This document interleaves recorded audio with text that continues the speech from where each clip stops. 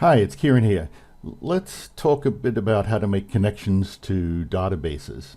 We're going to make a database on local, write some PHP code to run against it, and then we'll do the same thing on the reclaim server, the remote or the production server. Okay, we're going to make a database called Louie that's named in honor of Tina's cat, Louie. Inside, there's just going to be one table called victims, or if you were the count, you'd say victims. So there's just one table there. It's very simple. It has two columns, not two rows. UCOLUMNS. First row is victim ID, and the second is the name. So the ID is a number like 1 or 6 or 666 or whatever it might be. It's an integer.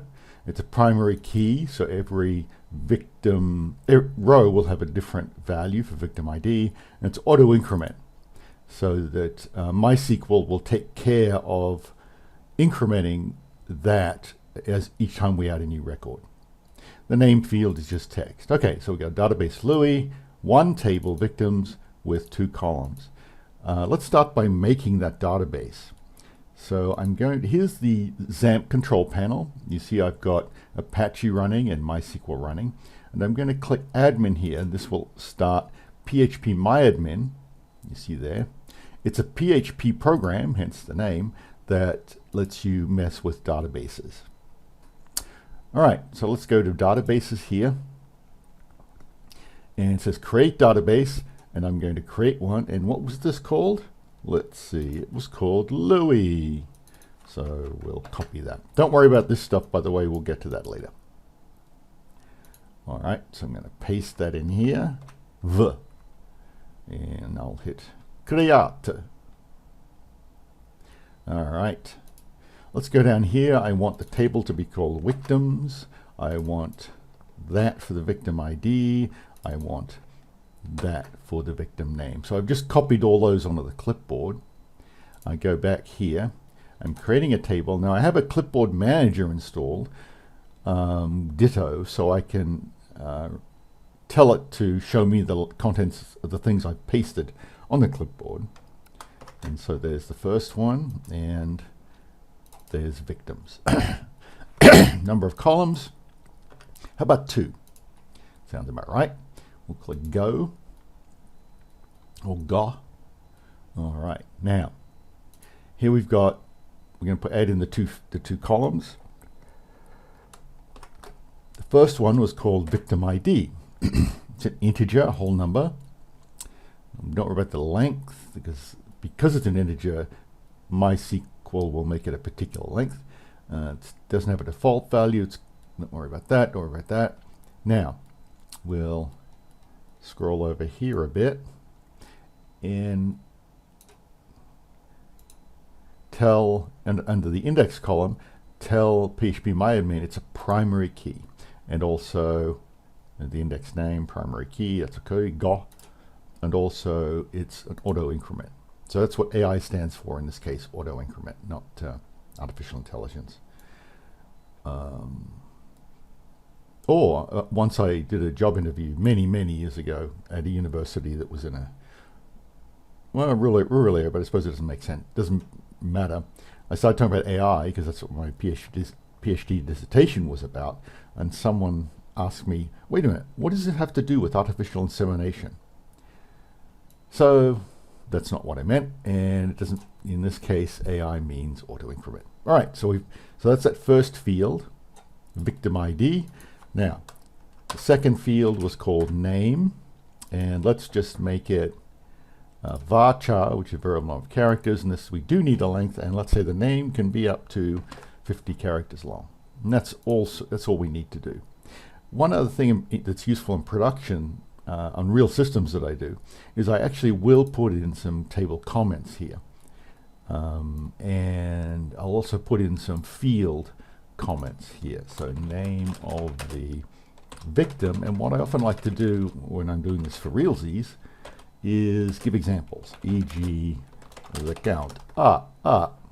They should never kill it. You should never let the count be one of Louie's victims, of course. Okay. All right, so we'll leave the rest of that as is. and we'll hit this button down here. It says Sabe. At least it would be if it was Latin. There we go. Processing. All right. So now we have a database with one table, and there you can see it's the fields that we've got in that. While we're here, let's add a couple of rows to it. So I'll click on the Insert tab over here. I never actually change this one, victim ID. I don't put a value in there. I'll just because I've set it to auto increment, MySQL will take care of that. So we might as well put in the count, although you shouldn't.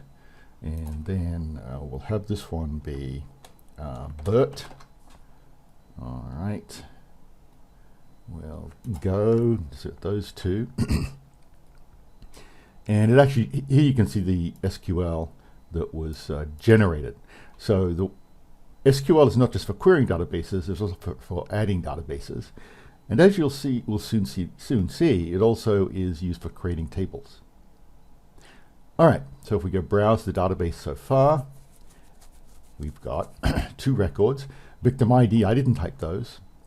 The count, and Bart. I didn't mean Bart, I meant Bert.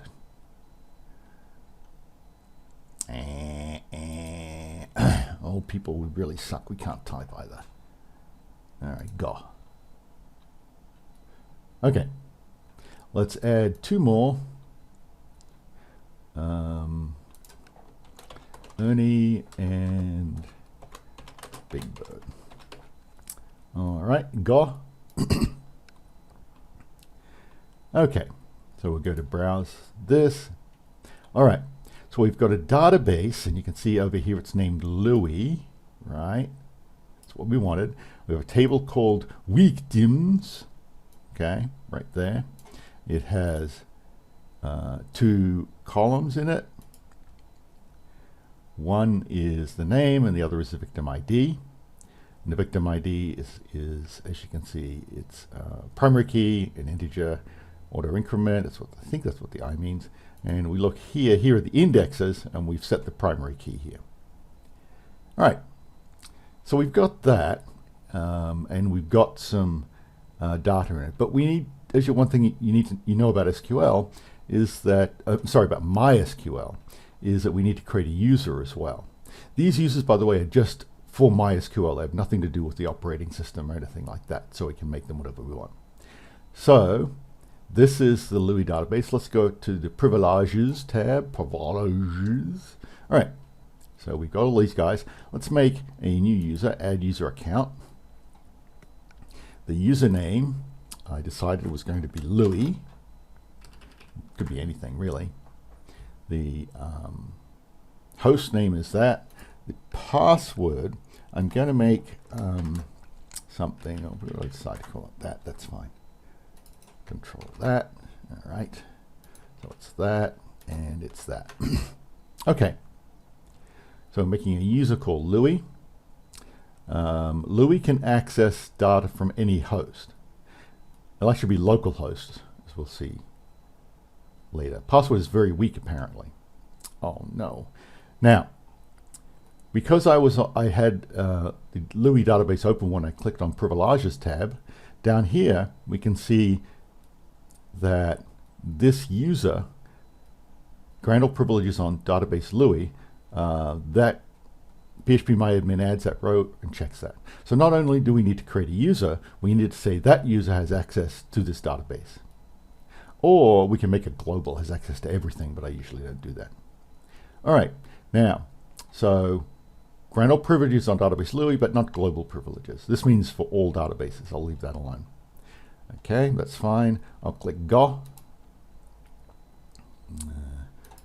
Errors have been detected. Oh no. This actually happened when Tina was working too. The index of the table DB is corrupt. Try to repair it. You see that up there? So we're not going to panic. Panic, panic, don't panic, don't panic. Ignore. That's a really old TV reference from the 70s, actually. Okay.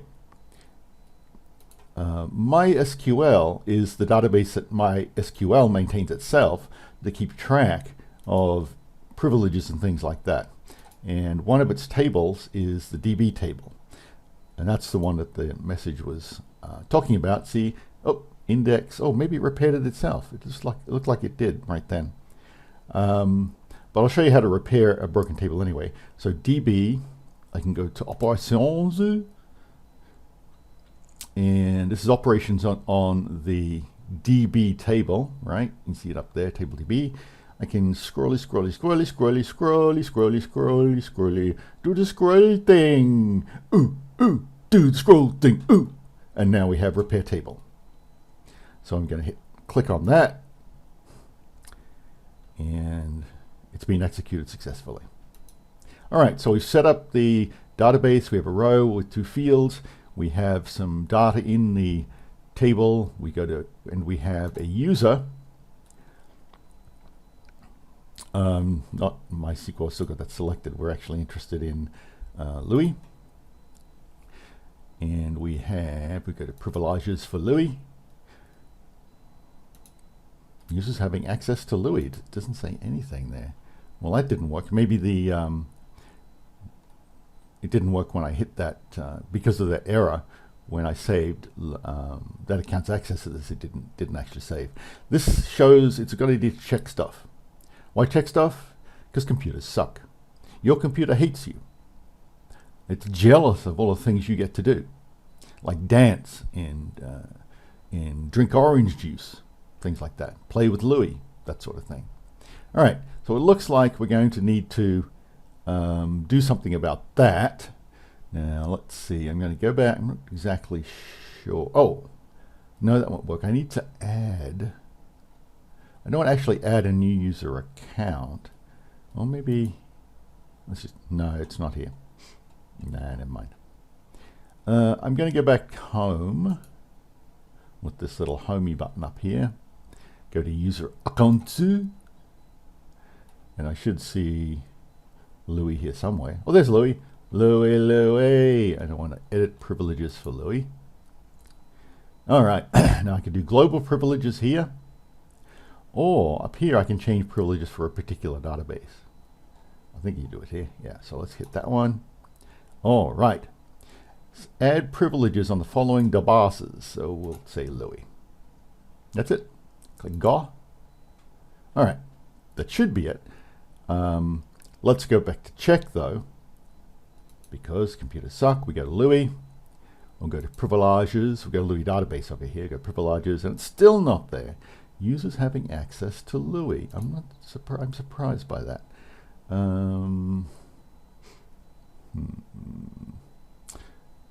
I would assume that's supposed to be listed there, but it didn't seem to do it. Let me just do this one more time, and we'll actually try it then and see. Maybe PHP MyAdmin is not reporting it correctly. User account, Louis. Actually, no. Edit, global privileges, database privileges, Louis. Oh, okay. This is the actual field. It has to, I think. You would think you would select that. Let's try this. Wildcards. Okay, this is wildcards. Wildcards.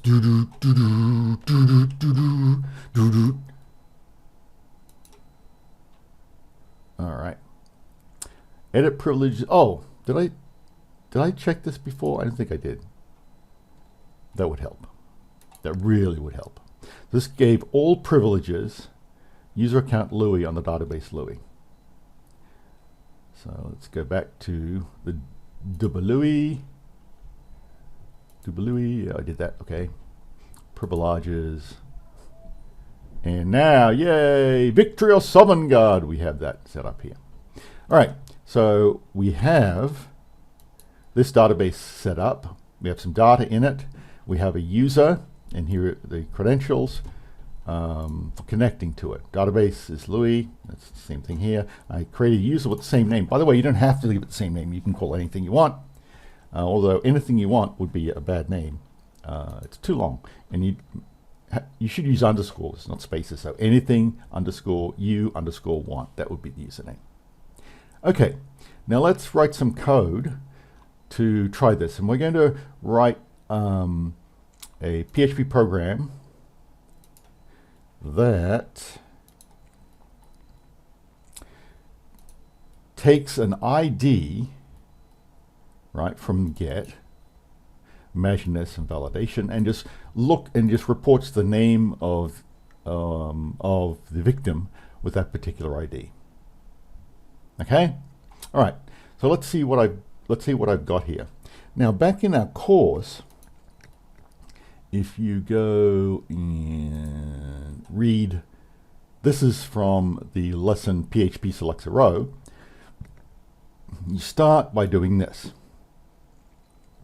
which makes sense because you need to, for PHP to connect to a MySQL database, it needs to tell MySQL what the database name is, what the username is, and what the password is.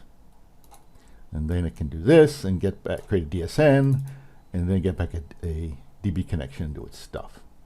I've actually done it a bit differently in that I've taken the code that's above the DSN creation, right? That is the code that's this stuff, and I've put it in a separate file.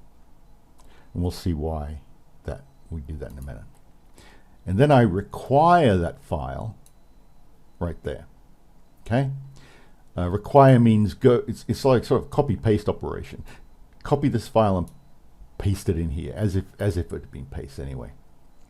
And we've got some styles and some other things we don't care about. All right. Here's the DB connections parameters. As you can see, if I go back to, that's the wrong browser, this one, and I'll just do this. I do this. Okay, there it is there. Get rid of that. And as you can see, I've just taken these few lines, okay, and put with DB name, Louis, DB name, username, Louis, password, and just put them over here in this other file. Okay, that's all I did. All right, so read that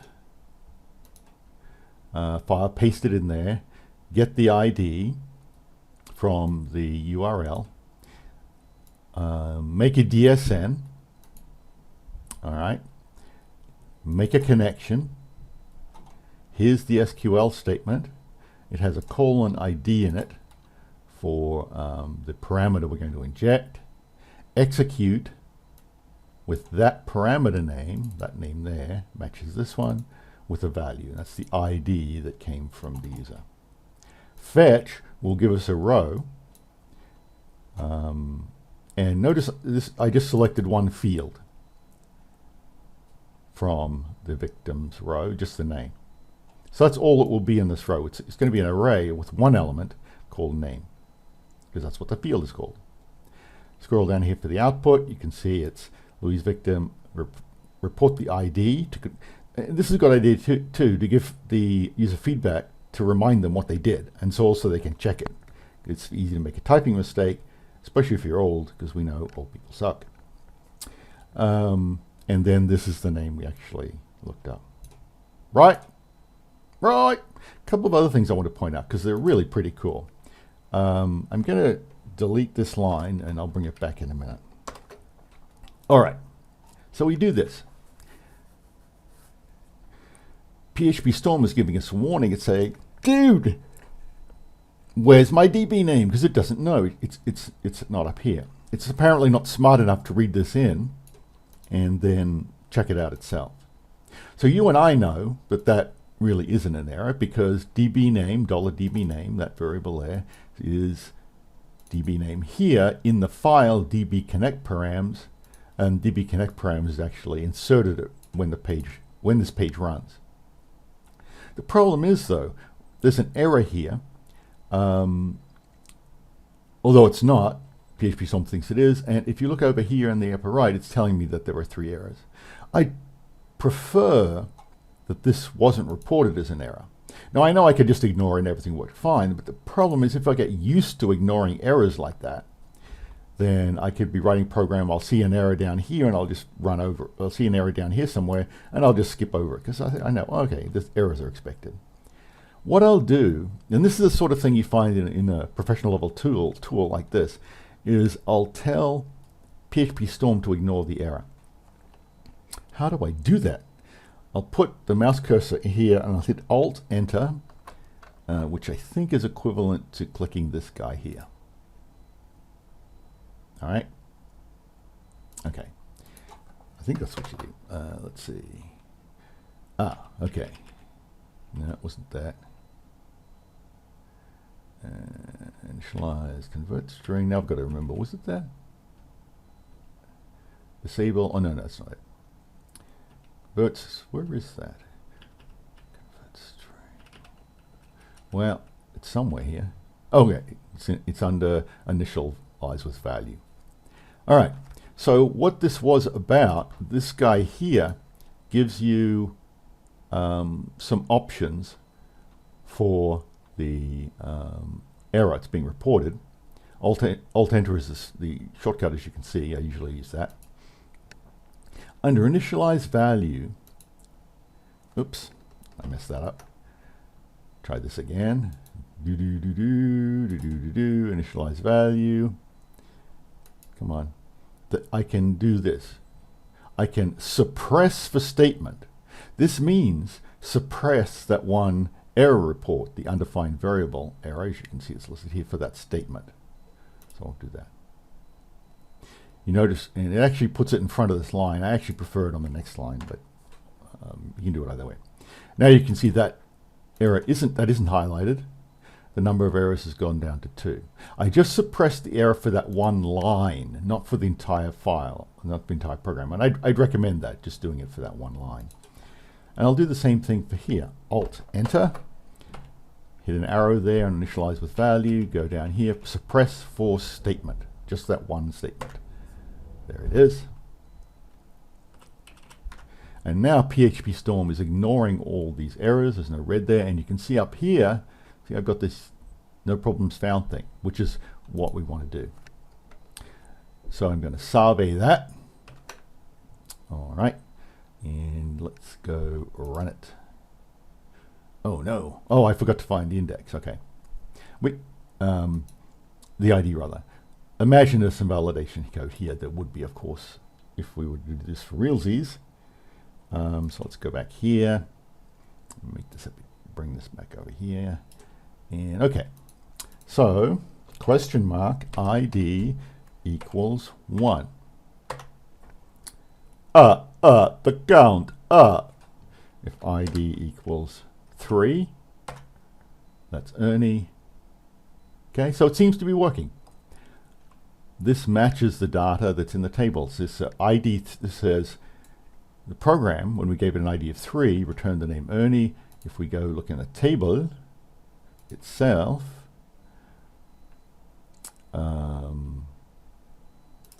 the victims, we see that ID 3 is in fact Ernie. So everything's working fine. Now, everything's working locally, but we need to get this on our server. Right? Okay, so let's write down some of the steps that we're going to need to do to get this onto the server. To move code to server. So we're going to create a database on the server. When I say server, I'm talking about the production server, the Reclaim account or whatever you're using. So we'll create a database there, and then we're going to need to create table. Create a table. We're going to add some data to it. And then we're going to upload the PHP and test it. All right, that sounds fine. So first step, let's create a database. So I'm going to use cPanel for that. This, by the way, is local hosts. This is the local version of PHP-MyAdmin. So we need to keep that straight. I'm going to close this test program here as well. So go back to cPanel, and we might as well use the database wizard. Let's use that. It makes things fairly easy, and easy is good. So click that. Create the database, and it was called Louis, Louis. There we go. And I hit next step. And you have created a database called, what the heck? That's not what the database was called. I just typed Louis. What could be going on there? We'll come back to that, but I'm going to copy that. All right. Create some users. We want Louis again. Right? Now just do this, do that, do that. All right. So we created a database, Louis. We're creating database users, Louis. We'll put in the password there and click create user. All right, I don't want to bother saving that. Okay, now we need to add the user to the database. So that's fine. All privileges. We're adding the user Cullen Mar Louis to the database Cullen Mar Louis. And click next step. And that's it. Cullen Mar Louis was added to the database Cullen Mar Louis. Now, what is that? What's going on there? Because I wanted to create a database called Louis. Well, there's a problem here. And the problem is that this is a shared hosting account. That's why the account is so cheap. So you don't have your own computer sitting in a server farm.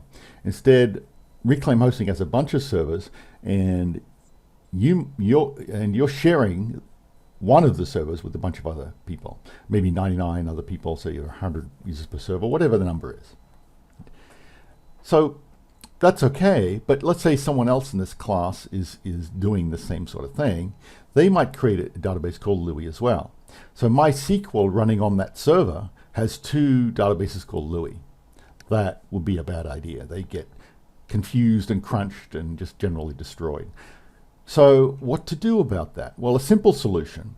We know that every user account on the server has a unique username, right?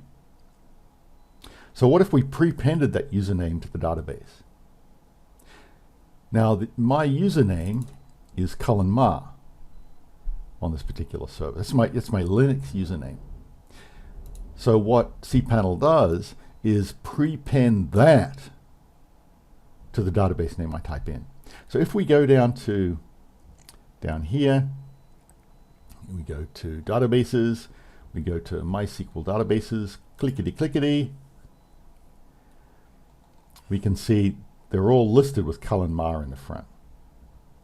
So that's what's going on. The username is the same. It has the MySQL username is the same. It has the Linux username, then an underscore, and then some MySQL specific name. So let's see, what have we done? Let's go to our checklist. So we've done that, and we are happy. So we'll mark that as done. All right, we're going to create a table. Now I could use, I could just do that manually, but I'm not going to. Instead, I'm going to show you something else about SQL here. So here I am, back at cPanel Home. If I go down to the Databases tab, PHP MyAdmin is there. Now let's be very careful. We know make sure we know what's going on. Because there's this one, right? There are two PHP MyAdmin. Uh-oh. This could be a problem. We could easily do something on the wrong one. What I might do at this point is drag one of these tabs to another window in another monitor so I don't get these two confused. But for this video, I'm just going to keep them as different tabs. So this is the local one on my computer, and this is the remote. Tell it's remote because it's got all of these Cullen Mar stuff in front of that.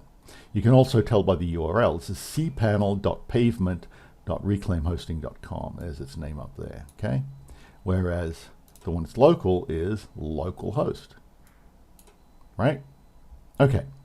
So what I want to do, I should have a Louis database on both. So here we go. This is localhost. There's Louis, and here on the remote is Cullen Mar Louis, is its version of Louis.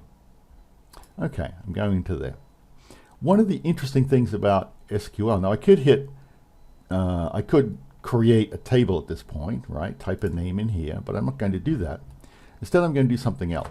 When you create a table in PHP-MyAdmin or anything, really what you're doing is running an SQL statement. So there are SQL statements to create tables. I'm going to go over to here, localhost. I'm going to export that table. I'm going to paste it into PHP-MyAdmin. So I'm PHP-MyAdmin on local. I'm going to say, okay, let's go to export.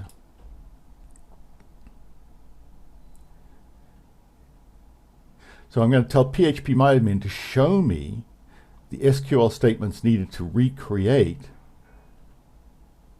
the victims table. Instead of putting that in a zip file, I'm going to do it a little differently. I'm going to tell it, okay, use SQL. I want you to dump all of the rows. So we're going to have all of the data, all 4 of them. All right. Let's see. Is this going to give me the structure? I'm not sure. I might have to do that a bit differently. Oh no, here it is. We should get the structure and the data. Okay, so I'm not saving it to a file though. I'm just going to view the output as text. So it's just going to show me the SQL without saving it. All right, so we're exporting the victims table here. We're dumping all of the rows. We're viewing the output as text so we can cut and paste it. And we're doing both the structure of the SQL for the structure of the table and the SQL to insert the data. I'll include a create table statement in that because that's really the thing I want. We're not using that, so I'll turn that off. We don't have any triggers. Enclose table and column names with back quotes. That's okay. This is useful when you have like spaces in a table. We don't have any, so I'll actually just turn that off. Well, no, I'll leave it on. Usually you do. All right, let's give it a try. Go. Now we wait. All right, this is what it did. These things are all comments. So if we give these to MySQL to run, it'll just ignore them. This stuff we don't care about really, but we'll leave it there as well. All right, let's go down here. Here's the good stuff. Look at this. We've got create table victims.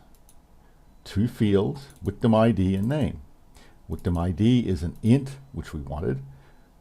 The name is a varchar up to 50. And there's a comment for the table that I typed. That's stuff. We don't need that. All right. Then insert into victims, victim ID name. So it's going to make 4 rows. 1, 2, 3, 4. Each one, the first field is victim ID and the last one is name. Down here, this is simply the way you write SQL. Add, alter the table, make the victim ID the primary key, and this one, remember we do the auto increment. So I'm going to Control A, Control K. So what we're doing, we're trying to do this step, create a table, and actually doing this step as well, adding data. Doing that on our Reclaim server. The way we did that was to instead of doing it manually, we're going to go to PHP-MyAdmin, it's running on localhost, and say, okay, dude, give me the SQL statements that will recreate the table and the data. And then if I execute this on the remote, it should do the same thing. We should end up with the same table and data. So I copy this all on the clipboard. Now let's go over here. This is remote, right? We can tell it's remote because it says cPanel pavement reclaim. And also because of the format of the names of the databases here. All right, so we'll select Cullen Mile Louis, and then we'll go to SQL and paste in what I just had generated on local. So this is the same thing. Ignore the comments, other stuff. There's the create table statement with the fields, 2 fields there, victim ID and name. Here's inserting the data, same thing, and doing some other stuff. All right, I'll go over here to the right and click this Go button. And it tells you the results of running all this stuff. which, as you can see, it all just, there were no errors, so it's probably okay. So let's go back to Louis. Let's check. Always check because computers hate you. So there it is. Now we have a victims table. Let's look at its structure. Remember, we're on remote here, right? Right, they're the fields we wanted. Let's go to browse that table. Oh, look, there are the records. So we did these two steps by taking advantage of the fact that in SQL you create tables and add data to tables with SQL statements. So I asked the local PHP myadmin to generate the statements. Oops, where's that here? This one. To generate the statements that would do that would create the table and add the data. I copied these and then I ran them on the Reclaim server. Let's see what's next on the list. Upload the PHP. Okay. Now I've already started up our old friend FileZilla here, and I've connected it up. Here is where those files are. There are three of them: DB Connect, Param, Styles, and Victim Query. So these are the things I made in PHP Storm. Here they are: DB Connection, Styles, Victim Query. Now, one of the nice things about FTP is I can just upload the entire directory at once. That's what I'm going to do. So I'm not going to. I could go over here. This is the server on the right. Create the folder and then drag everything in, but I'm not going to. I'm just going to grab Louis, drag Louis over this folder over here, and there it is on the server. And you can see it contains all of the files that I need. All right, so I'm done with that. That was easy. Last thing, test. All right. So let's see if we can figure out how to do this. I just uploaded this to the wrong place. Did I just put that in the wrong place? No, I put it in the right place. I put it in webappexamples.skilling.us. Okay. So let's grab this.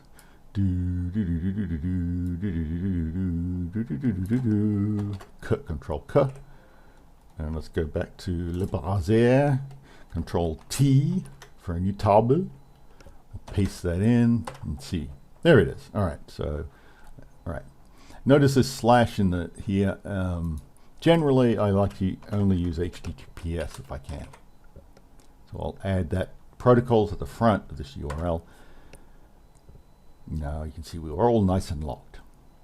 So I put this under the database section of the course, and there it is, Louis. There's Louis. So let's run Victim Query. Huh? Well, that didn't look any good. Now it's interesting that we didn't get any error messages because PHP error reporting is turned off by default on Reclaim, which actually I don't like. So let's see if we can fix that. So I go up to cPanel, and there are a couple of different tools. I'm typing, by the way, cPanel has a bunch of different stuff. You know, look at that, dozens of them, a bunch of different functions. So I can type a function name up here, and it will filter just those ones that have that in their name. This is the one I want, multi-PHP INI editor. I want to turn error reporting on, and you do that by modifying a PHP INI file. So I want to do that. However, I've got a bunch of different subdomains with a bunch of different things, and I really just want to change one of them. So I'm going to say the one I want is in where is it?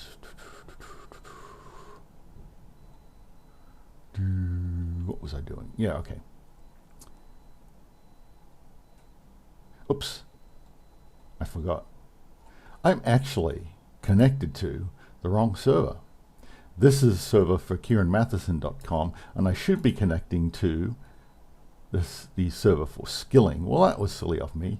Through the magic of computer stuff, I'm going to pause this and switch servers. Right, here we are. Actually, Skilling isn't run on Reclaim. It's run on a different service in Motion hosting with a fairly powerful VPS, virtual private server. All right. So here I'm PHP MyAdmin on in Motion. So this is the server that runs Skilling. You can see the name up there. And you can see the username. My username, or the username I'm using on this particular server is called Skilling. All right. So we've done that. And now we'll try to run this thing again. I'll do F5. Oop. Still nothing. Why? Well, we remember that we were working on turning on error reporting for this thing. So I'll go back to cPanel, and this is the Skilling version of cPanel, or the cPanel for the Skilling account. All right. So remember we were doing PHP. All right, and we go to the multi-PHP IN editor.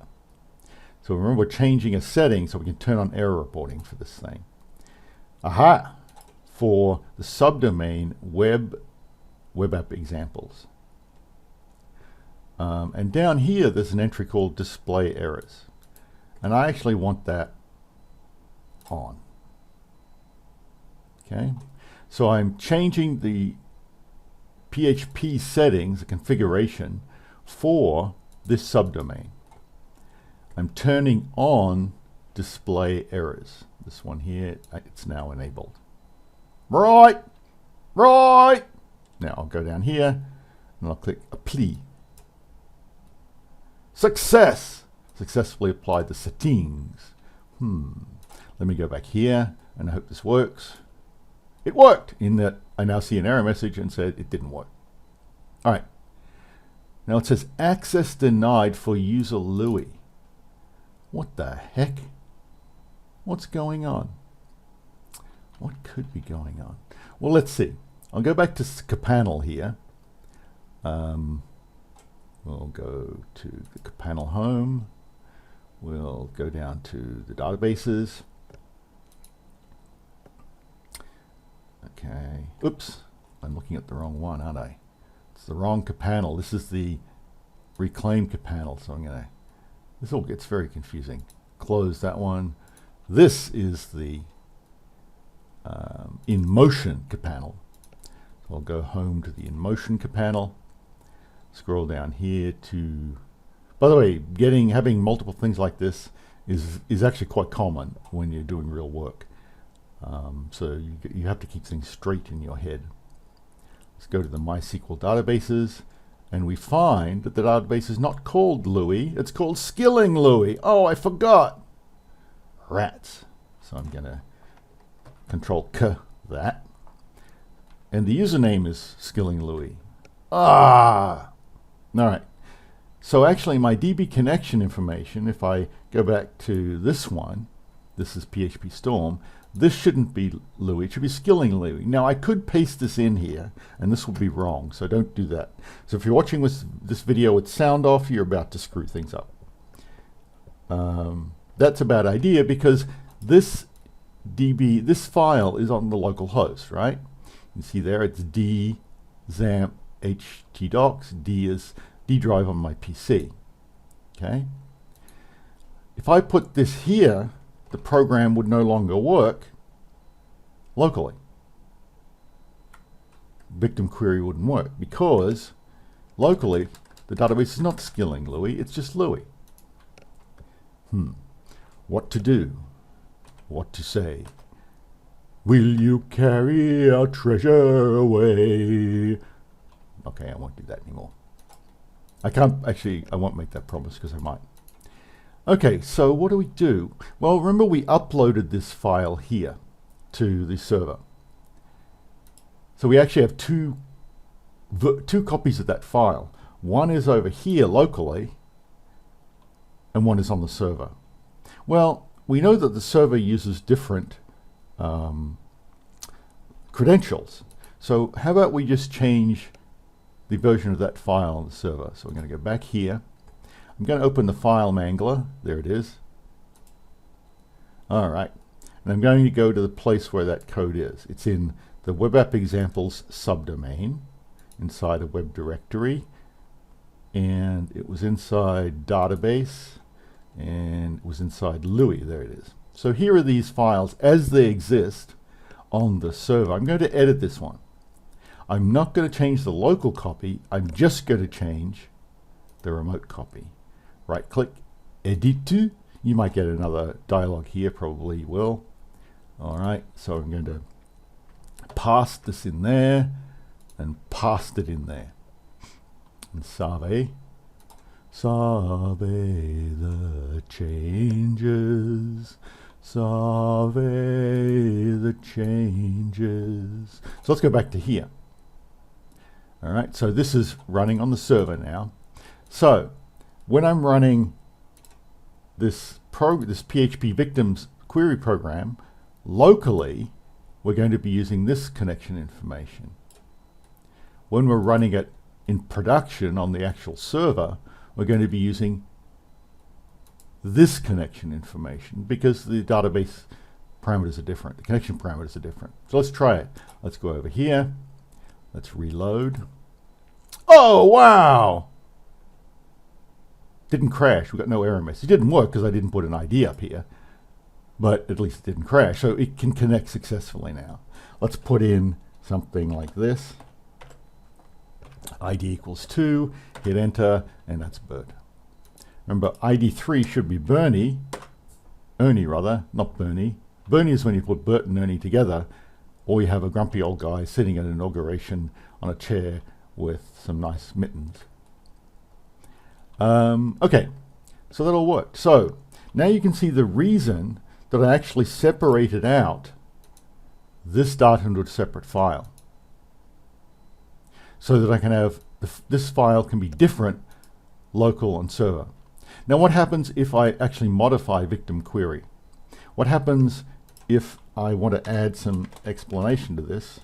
Louis killed. So I'm adding to the HTML file. Oh, it's something else I want to show you about this too. I need to remember. Well, because I've separated the login information, I can just take this file, upload it again. So not the entire directory now, just go into this, do the file, just this file. Okay, not this one because that's got the local connection information, but I can change that anyway. This is the only one I change, so oops, I also got the wrong directory there now. Louis, okay, there we go. Take victim query, it should ask me do I want to overwrite it. Okay, please choose an action, I'm going to replace it, overwrite, which is the default, so I'll click OK. Ooh. Now, if we go back to the browser, I'll refresh this and we see that extra stuff. Okay, so that's a pretty long video, but it gives you a lot of stuff that we did, and actually we've done that, so I'm just going to put an asterisk next to that list.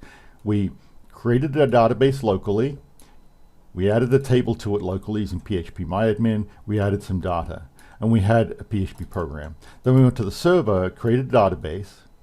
Instead of doing these two manually, we exported SQL statements, wherever that was. Is this a local one? I think I closed it actually.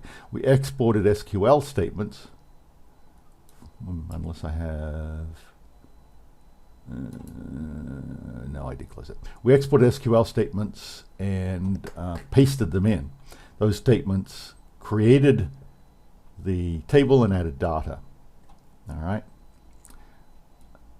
The reason that worked is because when you create tables and add data in SQL, you're actually really just running SQL statements. You'll actually see this, at least for the inserting data stuff later in the course. All right. Then I uploaded the, oops, that's not going to help. That's the wrong one entirely. Then I uploaded the PHP, and then we modified, actually put in another step here, because I really should have put that on my list. Modified connection data on the server, but just on the server. That was convenient because I put this in a separate file. This is the version locally, and the version on the server, this one has just connection information. Database name is Louis. On the server, the database name is Skilling Louis. And then I ran it and everything worked. Hooray! Victory or Sovngarde! One other thing I wanted to show you. Remember how we were writing victim's query, okay? And I had this line. I'm going to get rid of this line, Control X in PHP Storm with the cursor is in a line, no text is selected. It'll just copy that line to the clipboard. And remember that PHP Storm, being a professional level tool, would actually analyze this code and say, wait a minute, I don't know what this variable name is. And it would give you a warning up here. The way we dealt with that was to, well, I'll just do the whole thing again. Alt Enter. There's the error initialized with the value. Instead of correcting the error, I'm going to suppress it for this statement. There it is. So PHP Storm ignores that error. This is a sort of meta tag that does that. And so now everything is correct. Okay, so we did that. That's an example of a good feature, but PHP Storm has lots of others. I'll show you an example. Let's say we'll make a new PHP file and we'll call it Tina's Revenge. All right, there we are. And as we know, like this is a very common pattern we have. We have PHP code at the top doing most of the work, and then we have HTML at the bottom, right? All it's doing is outputting the results. That's a pattern we've been using. It's very common and quite useful. Let's go back to, we'll write Tina's Revenge, so we'll have the PHP at the top.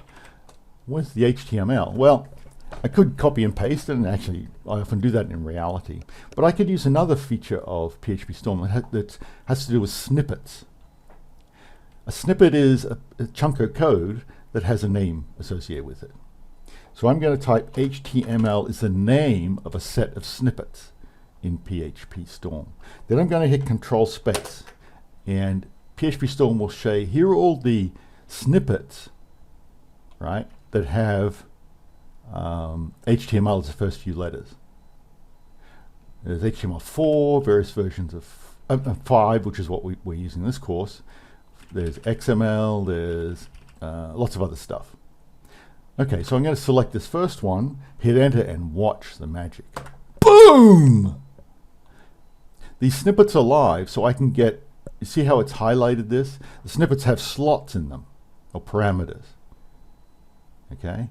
The default is English. I'm going to hit tab because I don't want to change that in the snippet. The character set I'm going to leave as UTF-8, and that's fine. Device width, this stuff is for, these values work for mobile. We'll ignore this one, XUA compatible, because it's an evil thing. Hit tab again, and now I can type in the document name, which is Tina's Revenge. So there are a whole bunch of snippets like that already defined, and you can make your own. And for companies, that's useful because there may be some common branding text or common disclaimer text, or like in a footer, for example, and you can just make a snippet of that. And you can share snippets across computers, so everyone's PHP could have snippets just like this defined for it. So PHP Storm does a lot of useful stuff. It's a really cool tool. Actually, I like all JetBrains product, I must admit. I haven't seen a dud yet. JetBrains makes PHP Storm. I also use Rider for C#. I've used PyCharm, their Python programming tool. I've used WebStorm, which is PHP Storm with some stuff taken out, other stuff added in for doing HTML, CSS, and JavaScript web work. So I really like their stuff, and I highly recommend it. Anyway, that's it. Thanks to Tina for asking about this and for telling me all about her cat, Louis, who, you know, sounds like really an interesting cat. And Tina's just interviewed for a job as we were recording this, as I was recording this rather. So I hope that went well, Tina. Bye.